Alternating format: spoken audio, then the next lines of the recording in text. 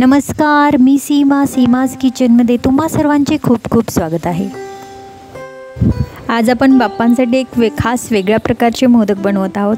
ते म्हणजे आज आपण कस्टर्डपासून मोदक बनवत आहोत। म्हणजेच कस्टर्ड म्हणजे तसं कस्टर्ड नाही, कस्टर्ड पावडर वापरून आपण मोदक इथे बनवलेले आहेत।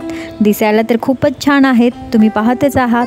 त्याचबरोबर त्यातील जे स्टफिंग आहे ते सुद्धा खूप छान आहे आणि चवीला देखील छान आहेत आणि अगदी काही मिनिटातच म्हणजे 5 ते 10 मिनिटात हे मोदक तयार होतात आणि घरात सर्वांच्या असे साहित्य असतेच।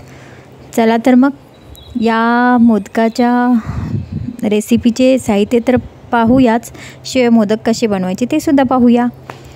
पहिल्यांदा आपण इथे स्टफिंग करून घेऊया। यासाठी मी काजू इथे मी बारीक चिरलेले काजू घेतलेत, बदाम घेतलेत, तसेच 3 ते 4 खजूर घेतलेत। ओले खजूर आहेत हे। आता आपल्याला यामध्ये साखर मिक्स करायची नाही आहे, खजुराचाच आपण जो स्वीटनेस आहे तो याच्यामध्ये असणार आहे, त्यामुळे इथे साखर मिक्स करायची नाही आहे। तुम्हाला तुमच्या आवडीनुसार तुम्ही इथे ड्रायफ्रूट्सचा वापर करू शकता। मी इथे 3 प्रकारचे घेतलेत। चला तर मग सुरुवात करूया आपण आपल्या रेसिपीला। इथे मी 1 टीस्पून तूप घालून घेतले। थोड्याशा तुपावर आपल्याला एक छोटी वाटी, म्हणजे मी छोट्या वाटीचा अंदाजाने केलेला आहे, तुम्ही तुमच्या अंदाजानुसार करू शकता। अंदाज म्हणजे एका वाटीचाच घ्या। इथे मी खोबऱ्याचा किस म्हणजे डेसिकेटेड कोकोनट आहे हे थोडेसे तुपावर परतवून घ्यायचे।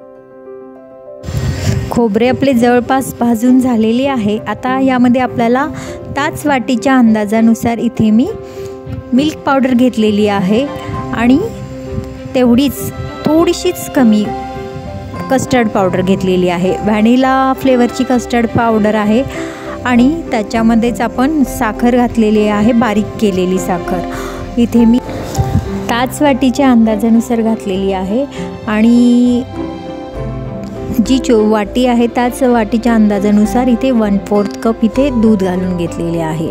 सर्व मिक्स करून घ्यायचं आहे। तुम्ही पाहतच असाल ओलसर असा गोळा तयार झालेला आहे।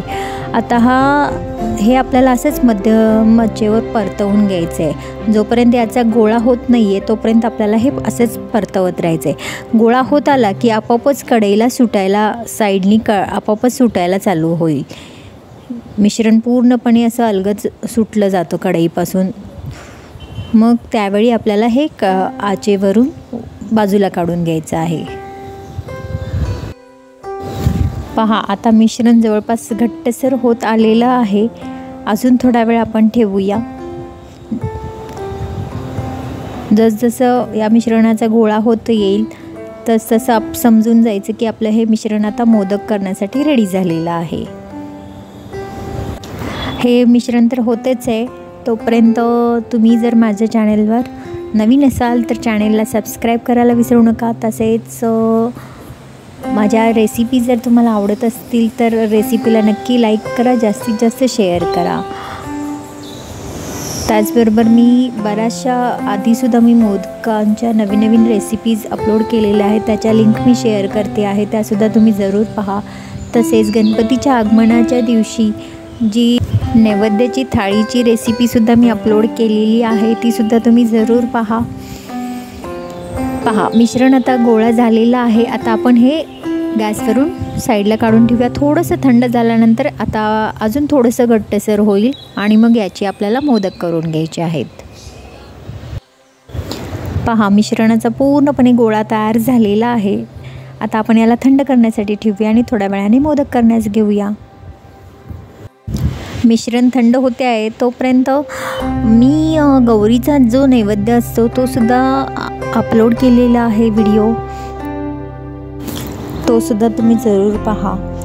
आता आपले मिश्रण थंड झालेले आहे। जो साचा आहे त्याला आपण थोडेसे तूप लावून घेऊया, म्हणजे मोदक पटकन तयार होतील। आता या साच्यामध्ये सुरुवातीला मी इथे पिस्त्याचे काप तयार केले होते लांबट आकाराचे, ते घालून घेते आहे, म्हणजे मोदकांना आपला खूप छान दिसेल। आणि थोड्याशा गुलाब पाकळ्या माझ्याकडे होत्या, त्यासुद्धा मी याच्यामध्ये घालून घेते आहे।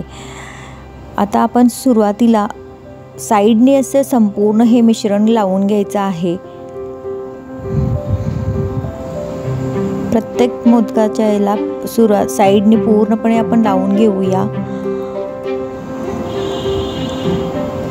कलर तर खूप छान आला या मोदकांना, कारण आपण इथे कस्टर्ड, व्हॅनिला कस्टर्ड आपला मोदकांची टेस्ट असणार आहे। पहा, अशा पद्धतीने कढईने आपण पूर्ण लावून घ्यायचं आहे आणि मध्ये स्टफिंगसाठी म्हणून आपण जे मिश्रण तयार केलेले आहे ड्रायफ्रूट्सचे ते आपण घालायचं आहे।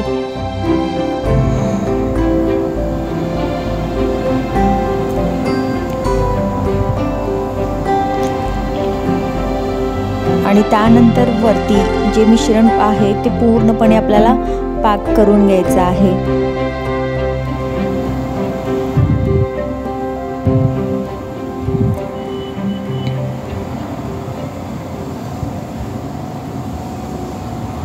मस्त चांगल्या पद्धतीने प्रेस करायचं आहे, म्हणजे मोदकांचा जो आकार आहे ते खूप छानरित्या होईल।